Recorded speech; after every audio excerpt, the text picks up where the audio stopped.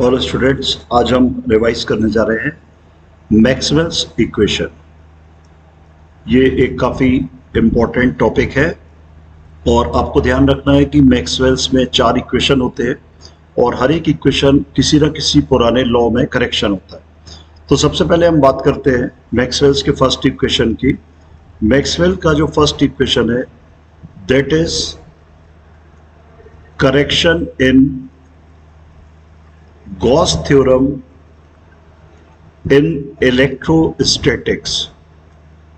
जी हाँ, तो ये गॉस का जो इलेक्ट्रोस्टैटिक्स थ्योरम है उसमें करेक्शन किया गया था, उसी को हम मैक्सवेल्स फर्स्ट इक्वेशन कहते हैं। मैक्सवेल्स का जो फर्स्ट इक्वेशन है उसके पहले आपको गॉस थ्योरम बताना पड़ेगा कि if any charge is enclosed in any arbitrary surface then the value of emerging flux is equals to 1 upon epsilon naught times of the charge which is enclosed। जी हाँ, तो ये है गॉस का theorem. ये जो लेफ्ट हैंड साइड आप देख रहे हैं surface integral E dot D A, ये इलेक्ट्रिक फ्लक्स जो बाहर निकलता है उसको रिप्रेजेंट करता है। एप्सिलॉन नॉट यहाँ पे जो है वो मीडियम को रिप्रेजेंट करता है और उसको अपन कहते हैं परमिटिविटी ऑफ फ्री स्पेस और वैक्यूम। तो इस तरीके से सबसे पहले आपको ब्रीफ में गॉस का थ्योरम बताना है इलेक्ट्रोस्टैटिक्स का। अब इसमें मैक्सवेल ने क्या करेक्शन किया? मैक्सवेल ने सबसे पहला काम ये किया कि ये जो ई डॉट दिए था इसको तो ऐसे ही रखा, लेकिन यहाँ पे जो क्यू था उसको वॉल्यूम इंटीग्रल रो डीवी करके लिखा। अब इसको आप समझ लीजिए कि ये जो रो होता है वॉल्यूम चार्ज डेंसिटी, इसका मतलब होता है चार्ज पर यूनिट वॉल्यूम, मतलब चार्ज में आप वॉल्यूम को डिवाइड करते हैं। तो अभी आप देखिए कि अगर मान लीजिए वॉल्यूम इंटीग्रल है और आपने Q अपॉन V इसकी जगह रख दिया, तो अगर हम यहाँ पे Q अपॉन V को बाहर करते हैं तो ये dV मतलब स्मॉल वॉल्यूम और वॉल्यूम इंटीग्रल मतलब ये भी रिप्रेजेंट कर रहा है पूरे वॉल्यूम को। तो ये वॉल्यूम से वॉल्यूम कैंसिल हो गया और Q बचा। That's why Q can be also written as volume integral rho dV। तो यहाँ पे हमने Q को रिप्लेस किया है वॉल्यूम इंटीग्रल रो dV से।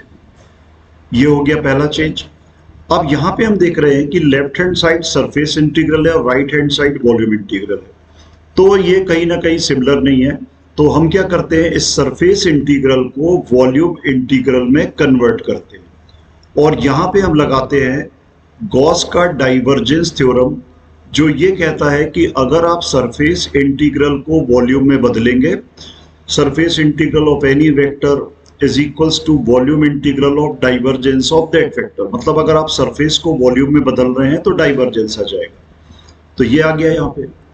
अब दोनों तरफ ठीक है, इधर भी वॉल्यूम इंटीग्रल इधर भी वॉल्यूम इंटीग्रल, और अगर हम दोनों तरफ से वॉल्यूम इंटीग्रल को हटा दें तो ये हो जाएगा divergence equals to rho upon epsilon naught. ये मैक्सवेल्स के फर्स्ट इक्वेशन का पहला फॉर्म। हाँ, लेकिन इसी को हम कई अदर फॉर्म में भी रिप्लेस कर सकते हैं। For example, divergence of any vector means delta operator dot A.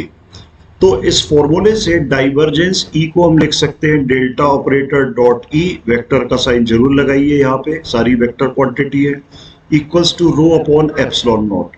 ये मैक्सवेल के फर्स्ट इक्वेशन का सेकंड फॉर्म हो गया। अब एक और फॉर्मूला होता है D equals to epsilon naught ई।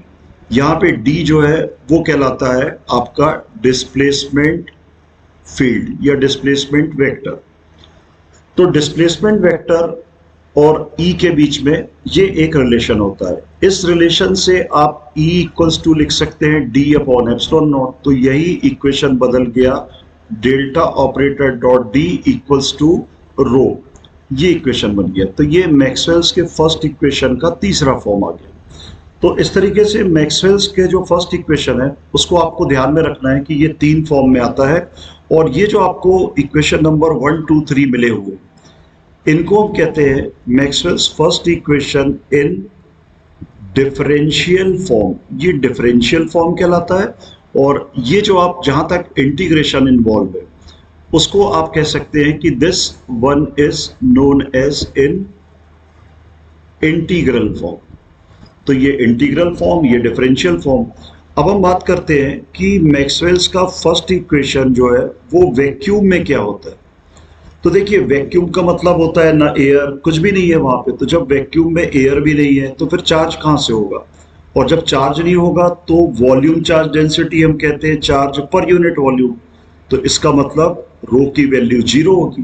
तो अगर आपसे मैक्सवेल्स का फर्स्ट इक्वेशन वैक्यूम में पूछा जाता है तो आपको इतना तो लिखना ही लिखना है, लेकिन आपको रो को जो है वो 0 कर देना है। तो ये मैक्सवेल्स का फर्स्ट इक्वेशन आप वैक्यूम में लिख सकते हैं इस तरीके से। तो ये था स्टूडेंट्स मैक्सवेल्स का फर्स्ट इक्वेशन। अब हम आते हैं मैक्सवेल्स सेकेंड इक्वेशन। तो अब हम देखते हैं मैक्सवेल्स सेकेंड इक्वेशन। मैक्सवेल्स का जो सेकेंड इक्वेशन है that is correction in Gauss theorem. लेकिन ये जो गॉस थ्योरम है ये कौन सा वाला है, ये मैग्नेटिज्म वाला है। तो गॉस का थ्योरम जो मैग्नेटिज्म में होता है surface integral B dot dA equals to 0, ये होता है गॉस का थ्योरम मैग्नेटिज्म में। अब देखिए स्टूडेंट्स, ये थ्योरम कैसे बनता है, थोड़ा सा इस पे भी अपन विचार करते हैं कि होता क्या है कि ये लेफ्ट हैंड साइड तो फ्लक्स है, और फ्लक्स का मतलब होता है कि जो भी लाइनें हैं मैग्नेटिक लाइन ऑफ फोर्सेस, ये मान लीजिए एक एरिया है, इससे जितनी लाइनें पास होके चली गई उसको हम कहते हैं फ्लक्स। अब अगर आप मैग्नेटिज्म की बात करते हैं तो ये मैग्नेट में आप जानते हैं नॉर्थ पोल साउथ पोल, और ये लाइनें इस तरीके से सर्कुलर मूव करती है, ये इस तरीके से नॉर्थ से निकलती है साउथ में चली जाती है। तो अगर आप किसी एरिया की बात कर रहे हो तो वो लाइन निकल तो जाएगी लेकिन वापस फिर एंटर हो जाएगी। तो मतलब अब इससे आप बोलेंगे कि इस एरिया ऑफ क्रॉस सेक्शन से फ्लक्स क्या हुआ, तो फ्लक्स तो 0 होगा, क्योंकि भाई वो बाहर तो जा नहीं रहा, वापस फिर आ गया यहाँ पे, इसलिए ये गॉस का थ्योरम बना। अब आपको क्या करना है, इस सरफेस इंटीग्रल को वॉल्यूम इंटीग्रल में अगेन गॉस का डाइवर्जेंस थ्योरम आपको अप्लाई करना है। ये आ गया यहाँ पे।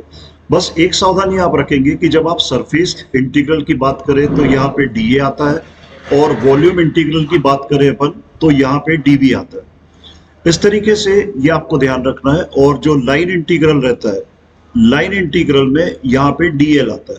तो ये तीन चीजें आपको ध्यान में रखनी है। अब यहाँ पे फिर से आप देख रहे हैं कि अगर हम इंटीग्रेशन हटा देते हैं तो डाइवर्जेंस B इक्वल्स टू 0 या delta operator dot B equals to 0, ये हमको प्राप्त होता है मैक्सवेल्स का सेकेंड इक्वेशन। अब हम आते हैं मैक्सवेल्स थर्ड इक्वेशन। सो मैक्सवेल्स थर्ड इक्वेशन, मैक्सवेल्स का जो तीसरा इक्वेशन है that is correction in Faraday's law. तो ये फेराडे के लॉ में करेक्शन है। फेराडे का लॉ होता है E equals to d phi B by d t. अब आपको यहाँ पे थोड़ा सा ध्यान में रखना है कि ये जो फाई आप लिखेंगे दैट इज मैग्नेटिक फ्लक्स, इसलिए बी लगा रहे हैं। अगर इलेक्ट्रिक फ्लक्स होता तो ई लगाते, और ये जो ई है ये ईएमएफ है। मतलब फेराडे का लॉ क्या है, rate of change of magnetic flux is equals to numerically equals to EMF produce. EMF मतलब पोटेंशियल डिफरेंस। अब यहाँ पे फ्लक्स तो अपन जानते हैं कि फ्लक्स का मतलब तो जो होता है वो सरफेस इंटीग्रल होता है, तो हमने ये लिख दिया यहाँ पे। और ये जो ई है, ये ई जो है, ये ई मतलब पोटेंशियल डिफरेंस या ईएमएफ है। तो इलेक्ट्रिक फील्ड और पोटेंशियल में एक जो रिलेशन होता है वो रिलेशन ये होता है E dot d l equals to B. मतलब इलेक्ट्रिक फील्ड का अगर आप इंटीग्रेशन करते हैं तो आपको पोटेंशियल डिफरेंस मिलता है। तो इसको यहाँ पे आप लिख दीजिए E dot d l equals to minus d by d t surface integral B dot d l. अब यहाँ पे ये लाइन इंटीग्रल आप देख रहे हैं और ये सरफेस इंटीग्रल है। तो लाइन इंटीग्रल को सरफेस में हम बदलते हैं बाय यूजिंग स्टोक्स थ्योरम। और स्टोक्स थ्योरम ये कहता है कि जब आप लाइन इंटीग्रल को सरफेस में बदलते हैं तो यहाँ पे डेल्टा ऑपरेटर क्रॉस ई आ जाता है। मतलब ये आपका जो है ये कर्ल हो जाता है। तो ये अपन ने यहाँ पे इसको चेंज कर दिया, ये हो गया यहाँ पे। अब दोनों तरफ सरफेस इंटीग्रल है, दोनों को रिमूव करिए। Delta operator cross E equals to minus d B by d t, ये यहाँ पे आ गया। तो ये जो इक्वेशन आपको मिला हुआ है इसको हम कहते हैं मैक्सवेल्स थर्ड इक्वेशन। और थ्योरेटिकली आप ऐसा भी बता सकते हैं कि मैग्नेटिक फील्ड में जब चेंज होता है तो इलेक्ट्रिक फील्ड को वो प्रोड्यूस करता है। This is what Maxwell's third equation. तो ये आपने अभी 3 इक्वेशन देखे। अब अगले वीडियो में आप इसका फोर्थ